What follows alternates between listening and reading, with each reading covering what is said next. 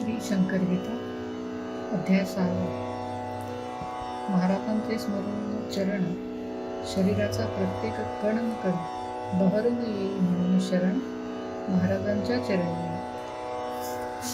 वंदन करतो पुन्हा पुन्हा फुटतो चरित्र लिखाणाचा पाना उभा राहून शंकर काना शंकर गीता सांगती. शंकर महाराज शंकर गीता सांगता तुम्ही दर्शन घेता तेच करता करविता नाममात्र असे मी लिहिले चरित्र याचा पुरावाही तिळ मात्र नसे मग जवळ मी अपात्र म्हणून कैसे लिहिले मी. दिसता महाराजांचे चरण करावे त्यांना वंदन श्रद्धेने मनापासून एवढेच मला येत असे. हे चरित्र अतिसुरस त्याप्रमाणे फार सरस महाराजांचा लीला विलास कृपा वैशिष्ट्य असे हे. महाराजांचे एक भक्त बाबूराव रुद्र असत. महाराज त्यांच्या घरी जात आपण होऊन आनंदे. स्वतः महाराज चहा करीत पाणी 2 कप ठेवीत चहा तयारही होताच उतरून खाली ठेवला. एवढ्यात तेथे काही भक्त दर्शनासाठी मुद्दाम येत. त्यात एक वेदांती पंडित प्रथमच आला दर्शना. आपण शास्त्रे जी वाचली असती त्यांची प्रत्यक्ष अनुभूती देणारे कोणी मज भेटती पंडितांची शंका ही. 21 माणसे सारी असत महाराज सर्वांना चहा देत. शिल्लक 1 कप राहत महाराजांनी घेतला तो. महाराजास पाहून पंडितांच्या कपाळी आठ्या पडून कुठले मम प्रश्नाचे याला ज्ञान अहंकार त्याचा पेटला. 2च कपांचे पातेले समोरच होते चिमुकले. सर्वांचे चहापान झाले 22 लोक सर्वही. 2च कपांच्या भांड्यात 22 कप चहा होत. लोक सारे झाले चकित फक्त न कळले पंडिता. प्रश्नही त्याने न विचारला शंका जी होती त्याला. प्रत्यक्ष दाखवून घटनेला बोध पंडिता होईना. म्हणून महाराज पंडिता सांगत तोंडात आणि नाकात एकच बोट अंतर असत. बोट लावून पाहतो नाकावर बोट ठेवून मिशीवर पीळ देऊन मनुष्य नेहमी बोलत असूनही त्याच्या या कृतीतून तो आपला अहंकार व्यक्त करतो वारंवार. किती केळसवाणा हा अहंकार तुम्हा माहीत आहे का. नाक शिंकरून महाराजांनी मोठा बेडका काढून हातावरती तो घेऊन चटकन तोंडात टाकला. पाहून केळसवाणा तो प्रकार शहारे आले अंगावर. इतका घाणेरडा हा अहंकार महाराज पंडिता म्हणाले. पंडित अगदी सर्द झाला. अहंकार त्याचा गळाला. घडल्या घटनांचा बोध झाला. अभिमान त्याचा मावळला. प्रश्न शंका न विचारता उत्तर मिळाले घटना घडता. महाराजांचे चरण दिसता चरणी मस्तक टेकून बाबूराव रुद्र उभे असत. महाराज तोंडातील एक दात काढून समोर ठेवीत सर्व दात काढले. संध्याकाळी रुद्र पाहत महाराजांच्या तोंडात सर्व दात अगदी पूर्ववत रुद्र चकित झाले. एकदा आप्पा बळवंत चौकात महाराज टांगा बोलले. बसता 2 थोबाडीत दिल्या टांगेवाल्यांच्या. टांगेवाला गप्प बसत. कोणी अलौकिक व्यक्ती दिसत. टांगेवाल्यास वाटत सिटी पोस्ट येतात. घड्याळाचे दुकान असत. खान साहेबांचे प्रख्यात. तेथे महाराज उतरत टांगेवाल्यास जा म्हणतील. पैसे न देता जा म्हणतो. टांगेवाला तसाच जातो. टांगेवाल्याच्या जीवनात बदल झाला त्यामुळे. महाराज थोबाडीत देतो म्हणून चांगले दिवस दिसत. टांगेवाल्याची खात्री होत भक्त बनला नसेल. गणेशोत्सव मिरवणूक पुण्यात जोरात अगदी असे निघत. महाराजांचे एक भक्त वासुदेव पंडित घराच्या पत्र्यावर चढून वरती शिडी ती ठेवून एका लहान मुलास घेऊन वरती चढू लागले. तोच शिडी उलटली. मंडळी सारी घाबरली. दोघेही मरणार ओरडली. तोच धावले महाराज. महाराजांनी शिडी धरली तशीच जमिनीवर टेकवली. दोघेही जमिनीवरती पडली अगदी सुखरूपपणेच. इतक्या उंचावरून पडले. नुसते थोडेही न खरचटले. महाराजांनीच त्यांना वाचवले. अगाधी लीला पहा कशी. डॉक्टर भोई प्रवासास मोटार सायकलवरून जात. एक म्हैस आडवी येत रस्त्यामध्ये अचानक. आता होणार अपघात म्हणून सायकल वळवीत डॉक्टर शेजारच्या शेतात जात. तोच तिथे नाग उभा. एक अपघात चुकवला, दुसरा अपघात समोर आला. नागराज डोलू लागला फणा काढून पाहतो. एवढा मोठा नागराज कधी न पाहिला दिसे आज. तेच आहेत महाराज डॉक्टरांनी जाणले. नागराजास वंदन केले. नागाने ते स्वीकारले. नागराज मग गुप्त झाले. चकित झाले डॉक्टर. नागराजांच्या रूपात महाराज आज दर्शन देत. अशा या आनंदात मोटरसायकल वळवली. डॉक्टर येता रस्त्यावर महाराज प्रकटले समोर. आता पाहिला जो नाग भयंकर, तसेच दिसले महाराज. महाराज रोखून पाहत. त्यांच्या नजरेतून स्पष्ट कळत, आताच पाहिलेला जो नाग असत तोच आम्ही आहोत.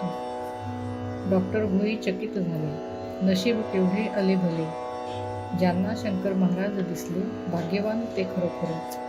गोसावी महाराजांचे भक्त. एके दिवशी काय घडत, त्यांना भव्य विशाल रूप दिसत महाराजांच्या ठिकाणी. अहमदनगरला महाराज जात. कबरीजवळ ते बसत. मुसलमानांची श्रद्धा असत महाराजांवरती खरी. महाराजांच्या ठिकाणी अनेक दर्शने मुसलमानांना होत. बडे आदम मलिक म्हणत महाराजांना सर्वते. महाराजांनी सोलापूरला यज्ञ एक सुरू केला. एक भाविक मुका यज्ञाला येता बोलू लागला.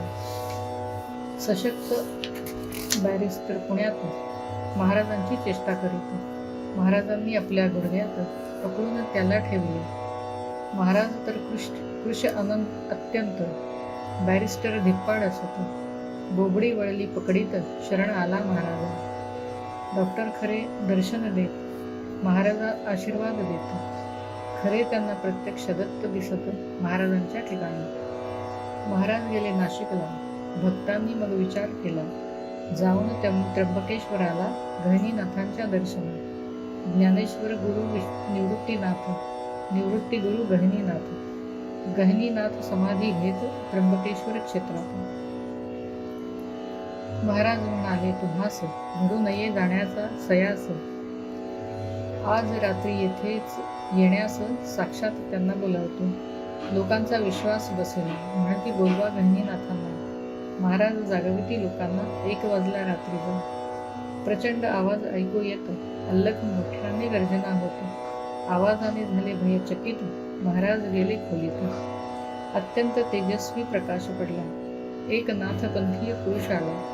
भव्य अत्यंत तेजस्वी भला. तोही गेला खोलीत. आवाजांनी आणि तेजांनी सारे गेले घाबरून. तोंडावर पांघरून घेऊन निजले स्वस्थ भिवून. पहाट होता सारे गांगरून गेले भीतीने. महाराज आले खोलीतून. म्हणती काहो घाबरला. सारे म्हणती महाराजांना. एक नाथ संप्रदायी भला. दिव्य पुरुष पाहिला अतीव तेज तयाचे. महाराज म्हणाले सर्वास. मी सांगितले होते ना तुम्हास. बोलावणार आहे गहिनीनाथास आपल्या घरी अजून. तुमचा विश्वास बसला नाही. गहिनीनाथ येऊ नाही. तुम्ही दर्शन घेतले नाही. प्रत्यक्ष येऊ नाही ते. येऊन गहिनीनाथ साक्षात तुम्हास दर्शन घेता न येत. समाधीच्या जागी जाऊन तुम्ही काय येणार. पहाटेपर्यंत गहिनीनाथ माझ्याशी बसले बोलत. आवेगात महाराज सांगत. चकित झाले सर्वही. प्रत्यक्ष गहिनीनाथ येत. गहिनीनाथ त्यांच्याशी बोलत. त्यांचा अधिकार केवढा असतो कोण वरून शकेल. एक सत्पुरुष हैदराबादेत महाराजांना होता मानित. एकदा त्याच्या मनात अहंकार उफाळला. श्रेष्ठ मी सर्व योगी पुरुषात. ऐसे ठाम त्याला वाटत. महाराजांना हे कळत. नगरला होते त्यावेळी. नगरहून हैदराबादेत लगेच महाराज तेथे येते. मला थंडी आहे वाजत. स्नानार्थ पाणी तापवा. पाणी चांगले उकळू द्यावे. नंतर स्नान मज घालावे. महाराजांनी स्नान केले अगदी उकळत्या पाण्याने. राहिलेल्या उकळत्या पाण्यात स्नान करण्यास सत्पुरुषास सांगत. सत्पुरुषाची छाती न होत त्याला महाराज म्हणाले, सर्वश्रेष्ठ योगी स्वतः तू तर अगदी समजतोय. उकळत्या पाण्या का भीतोस, सत्पुरुषांतरी समजला. अहंकार आपला जावा म्हणून महाराज आले नगरी होऊन. सत्पुरुषाला येता कळून पाय धरले लगेच. पिढ्यानपिढ्या दत्तोपासक असे एक गृहस्थ भाविक ते पहिल्या महायुद्धात लढाईवर होतेच. एके दिवशी युद्धात अनेक गोळ्या त्यांना लागत. पॅन्टला अनेक भोके पडत परत आले तंबूत. त्यांना वाटले आपण संपूर्ण पाय काढावा लागणार कापून. पॅन्ट पाहिली वर करून अगदी लक्षपूर्वक. पायाला एकही गोळी नव्हती पहा लागलेली.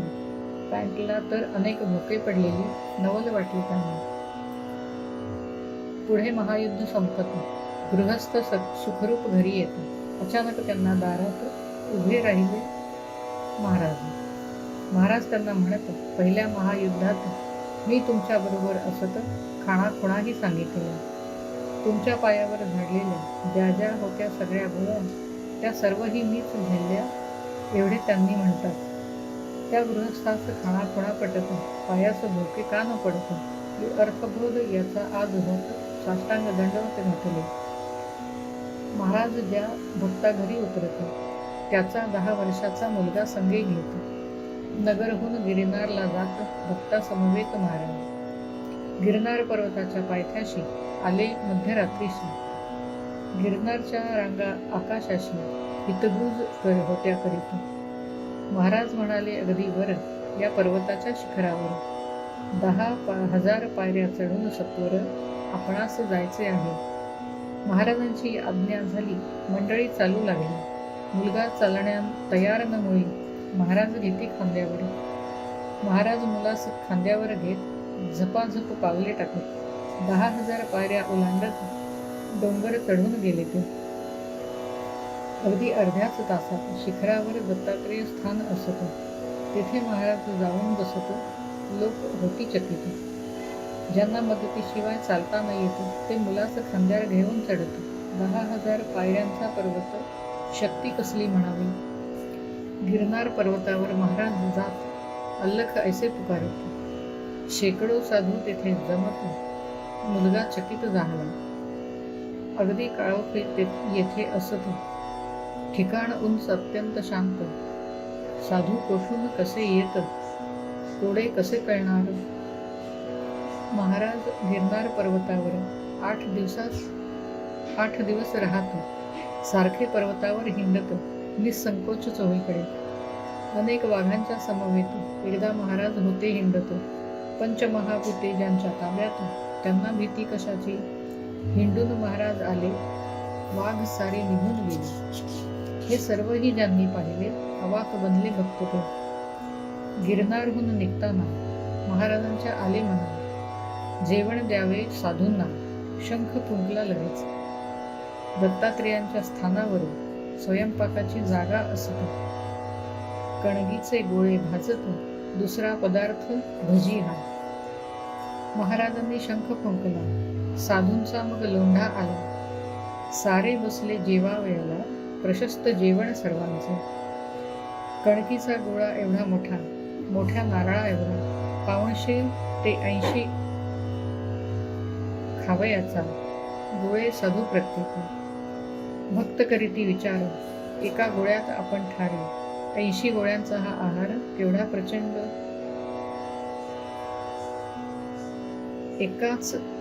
एकाचा प्रश्न साधूस कसा, केवढा तुमचा आहार कसा. प्रश्न ऐकून त्याचा तसा साधू त्याला म्हणाले, जेव्हा येतात अवधूत तेव्हाच आमचा आहार असत. एरवी आमचे खाणे असत वायुभक्षण सर्वदा. दुपारचे 12 वाजत भोजन पंक्ती सुरू होतो.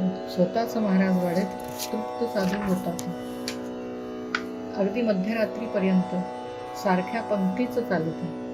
एकूण किती पंक्ती होत, किती साधू जेवले, अन्न किती ते लागले, अन्न कोणी शिजवले, धान्यही किती लागले, दिले कोणी धान्य हे, धान्यही कोणी आणले, गिरनारवर कसे नेले, स्वयंपाकासाठी सामान सगळे कोणी कसे आणले, साधूंना कोणी बोलावले, साधू होते हे कुठले, साधूंना हे कसे कळले, कशी भोजन व्यवस्था.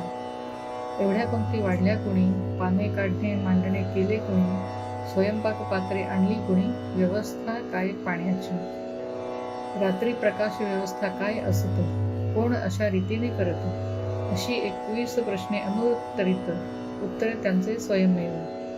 साधू म्हणती जेथे अवधूत, तेथेच आम्ही भोजन घेतो, यावरून सिद्ध होत महाराज अवधूत. येणाऱ्यांची जी भाषा असत, महाराज त्याच भाषेत त्या गृहस्थाशी बोलत, चकित होई येणारा. चरण महाराजांचे स्मरून, चरित्र चालले हे गहन, 6वा अध्याय लिहून समाप्त येथे झाला. संतवर्य योगीराज सद्गुरु राजाधिराज श्री शंकर महाराज की जय.